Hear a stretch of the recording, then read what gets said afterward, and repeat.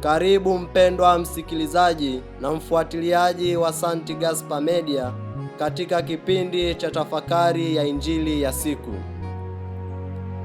Leo Jumatano, juma la 21, kipindi cha kawaida, mwaka A wa Kanisa. Masomo ya leo.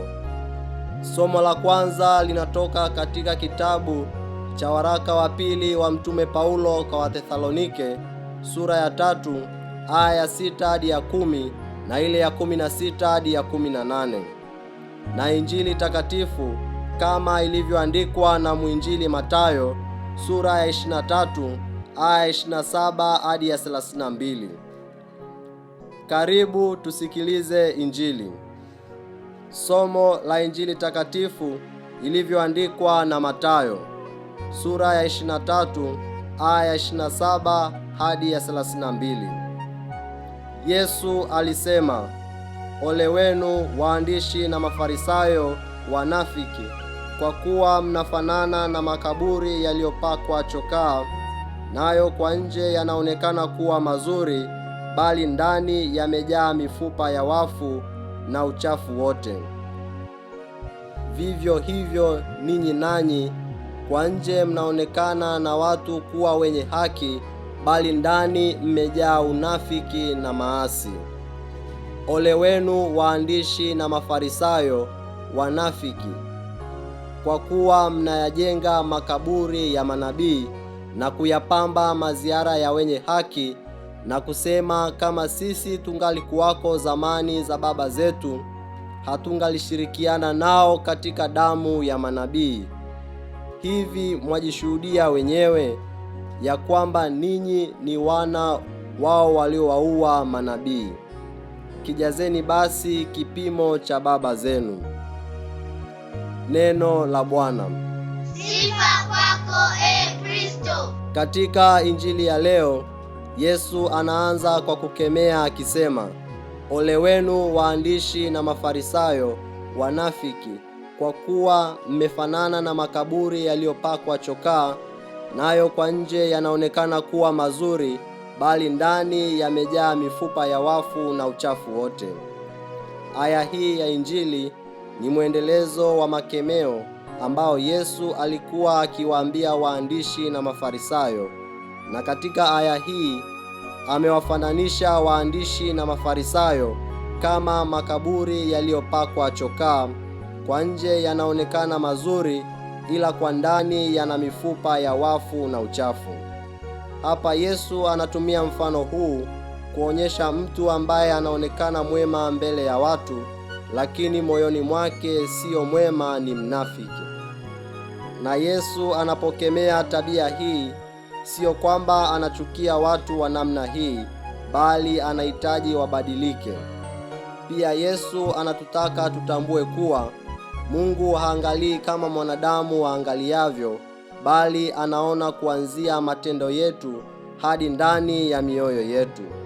Tukirejea katika kitabu cha Samueli wa kwanza, sura ya 16 aya 7 inasema, Bwana haangalii kama binadamu aangaliavyo, maana wanadamu hutazama sura ya nje, bali Bwana hutazama moyo.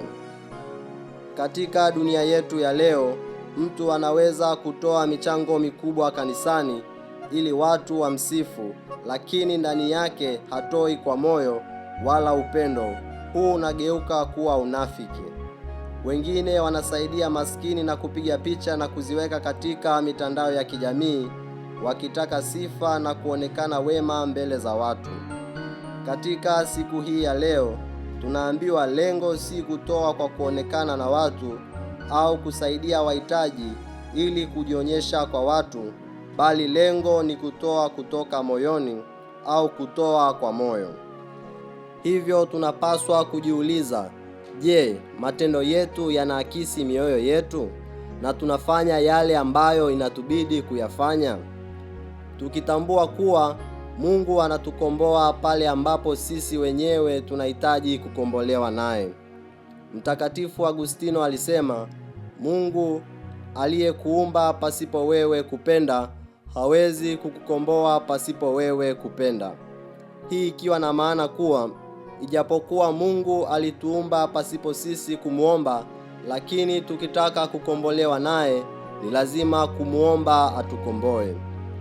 Katika aya inayoendelea, waandishi na Mafarisayo wanajionyesha kuwa wema zaidi kuliko mababa wa zamani wanaposema, kama sisi tungalikuwako zamani za baba zetu, hatungalishirikiana nao katika damu ya manabii. Hii ina maana kuwa walikuwa wakijitakasa kwamba wao wasingetenda dhambi walizofanya baba zao, bali wangetenda vyema. Ijapokuwa walisema hivyo, lakini Yesu aliwaambia kuwa wao ni wanafiki, kwa sababu walikuwa wanasema maneno mazuri mbele za watu, lakini mioyoni mwao hawatendi kama wanavyosema. Katika Injili ya leo tunaweza kujiuliza, tufanye nini ili kutenda yale yanayofaa?